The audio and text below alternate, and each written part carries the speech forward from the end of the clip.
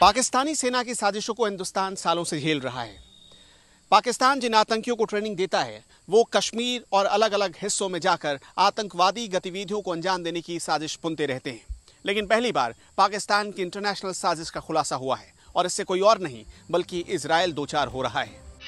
Hamas की इस गोलीबारी से पाकिस्तान का कनेक्शन है। इजराइल पर दागी इन मिसाइलों में पाकिस्तान का क्या रोल है?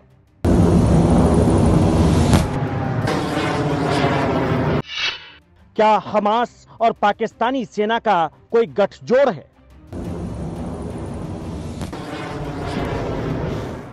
ऐसे हर एक सवाल को लेकर बहुत चौंकाने वाला खुलासा हुआ है और यह खुलासा कहीं और से नहीं, फिलिस्तीन के जिगरी दोस्त पाकिस्तान के अंदर से ही हुआ है। इस खुलासे के बाद पाकिस्तान ही नहीं पूरी दुनिया में हंगामा मच सकता है। पाकिस्तान के सीनियर नेता और पूर्व राजनयिक रजा जफर उल हक ने दावा किया है कि पाकिस्तानी आर्मी बहुत पहले से हमास के लड़ाकों को ट्रेनिंग दे रही है, जो अब भी जारी है। रजा जफर उल हक ने एक इंटरव्यू में कहा है, जब मैं ट्यूनीशिया गया तो वहां जिहाद उस समय जिंदा थे। मुझे उनसे मिलवाया गया। उन्होंने कहा कि जब कभी इजराइल के साथ लड़ाई होती है, जंग होती है या झड़पें होती है, तो सबसे ज्यादा लड़ने वाले वो होते हैं जिन्होंने पाकिस्तान के अंदर मिलिट्री ट्रेनिंग ली होती है।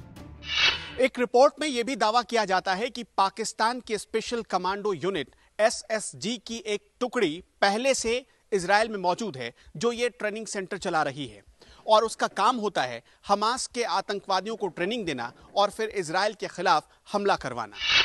मई महीने में इजराइल और फिलिस्तीन के बीच बड़ी झड़प हुई। 11 दिनों तक दोनों तरफ से जबरदस्त गोलीबारी और मिसाइलों का अटैक हुआ। इस दौरान इजराइल काफी हमलावर रहा। इस हमले में इजराइल ने गाजा में एक बहुमंजिला बिल्डिंग को उड़ा दिया था, जिसमें कई इंटरनेशनल न्यूज एजेंसियों के दफ्तर थे। इजराइल जब अटैकिंग मोड पर आया तो पाकिस्तान को मिर्ची लग गई। पाकिस्तान में जगह जगह इजराइल के खिलाफ प्रदर्शन होने लगे। कहा जाता है कि इमरान ने आनन फानन में कैबिनेट की मीटिंग बुलाई और फिलिस्तीन को समर्थन देने का ऐलान कर दिया। यही नहीं, यहां तक कि पाकिस्तान के विदेश मंत्री शाह महमूद कुरैशी आनन फानन में तुर्की का दौरा कराए ताकि मुस्लिम देशों की गोलबंदी की जा सके।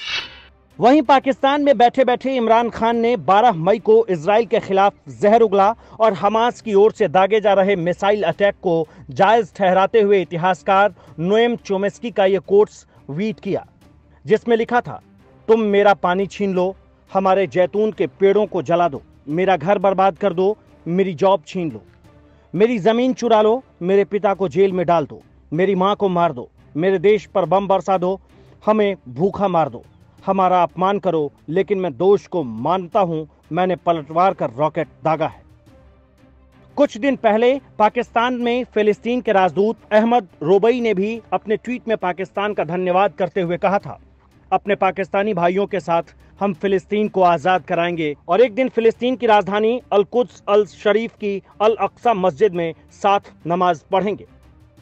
इसके जवाब में शाह महमूद कुरैशी ने भी कहा था, पाकिस्तान फिलिस्तीनी क्षेत्र के भाइयों को तब तक मदद करता रहेगा जब तक कि उन्हें उनके जायज अधिकार नहीं मिल जाते।